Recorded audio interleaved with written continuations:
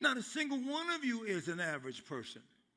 Every one of you is different and have an ability from God that as you search him, seek him, go after him to say, God, show me your life lest I die. Show me the reason that I live and move and have my being. Show it to me. And when he sees, I'm a rewarder of them that diligently seek me. You can't be a serious Christian with a half-hearted devotion. You have to go after him.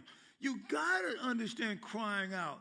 You got to understand what it means to spend time alone with nobody around. You got to plead with him and travail. Because why? This is Jesus. This was the prophets. This was the disciples. He set the pattern for you. So there's nothing that Jesus did in the sense of his devotion toward his Father except give his life for your and my salvation, but you and I to give your life for others' salvation. He died on the cross. This is what Reggie just put up on the board, the cross. And Derek Prince says, when your life and God's life cross, you are in the center of that cross. Now, this got to be like, wow, Bishop, why don't you warm up first? My God, why are you just like, don't you give us a chance? Well, I know it, man. I'm just like, this is like the finals of the playoffs already. I care about you. I do, man. I know somebody is going to be used like you can't believe. Why wouldn't it be you? Why wouldn't you be the person that has the assignment of God that's all or nothing?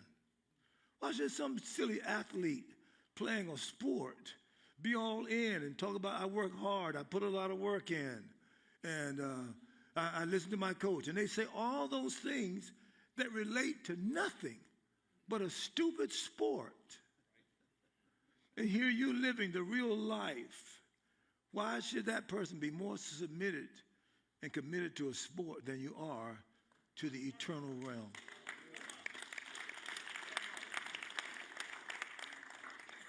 So I'm going to talk to you this morning about eternal values. Now, this is how I figure it. Thank you so much, Pastor and Elder Blackwell, for giving me the time. Thank you for doing that. I appreciate it.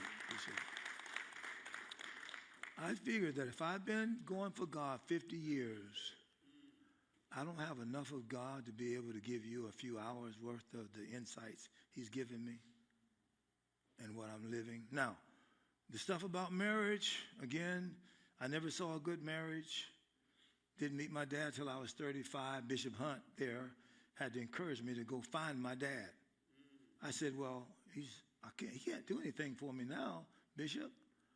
I mean, he's okay. I'm okay.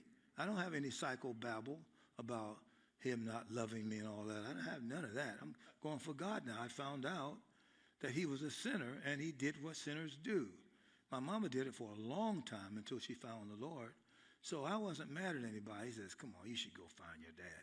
He went with me. So I found him in a field somewhere and told him who I was. I had to explain to him who I was.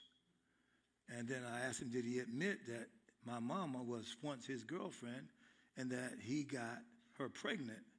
And did you know you had a son? And he admitted he had a son. And I said, I don't hold anything against you. I love you. And he said, I love you too. I didn't care, what kind of love is that? You didn't come to find me. No, I didn't say that. I didn't say that. He was just a sinner. And then 10 years later, Bishop said, don't you think we need to go see him again? I said, I saw him one time. What? Man, you come to agitate me?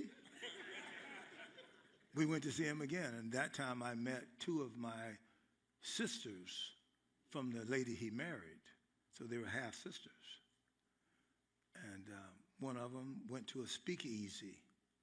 You know that terminology? You got to be like from the country to know that. There's people The speakeasies now are the beer and wine places that you see are stores that sell alcohol. This is what the ghetto people say. Every time black people get a way they're making money, white people take it away from them and legalize it. This is what the ghetto people, they say that. But there's some truth to it. You know, like a guy that's committing jokes and stuff, and the jokes have an implication of truth. And this really is true. They used to, in the country, people sold shots in their houses. And people knew the houses that sold shots, and people would come over there and get shots. And a lot of them were alcoholics, but that's what they do. And, of course, you know, good and well, I was an alcoholism therapist, so I knew that alcohol was the #1 drug in the world. And I knew that Joe Kennedy was a bootlegger, John Kennedy's daddy.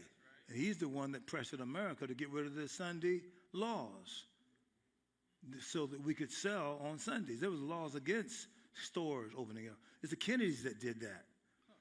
But if you understand, all you have to do is follow the Kennedy's life. God is the one that created the Sabbath. Sure, we made Sunday the Sabbath, but he's really talking about devotion, not the letter of the day. He's talking about giving God something that is his. And so if you follow the Kennedy family, even a secular person wrote a book called The Kennedy Curse. And I believe it's a direct correlation between their daddy of John Kennedy's and the bootlegging and the Sunday laws that he overturned, that made the Congress overturn through his whatever.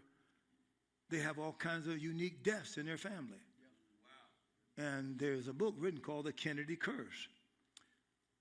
Look, let me quote a scripture. The curse causeless does not come. Every curse, one, you may not identify it as a curse, but two, if you do, there's a cause. You got to go back to find out where the violation was done toward God.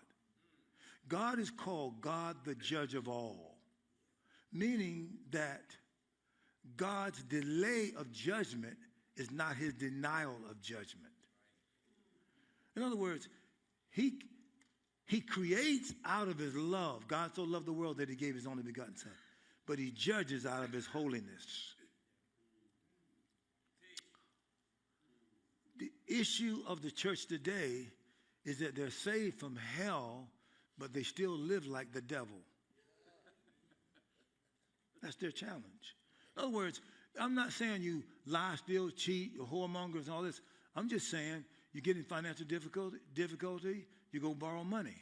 I mean, the challenge is if you have a problem with counseling, you go to a psychologist, and you don't go to the root cause that the Bible identifies to get your problem healed. You still go to the human vehicles for dealing with a problem that at its root is spiritual.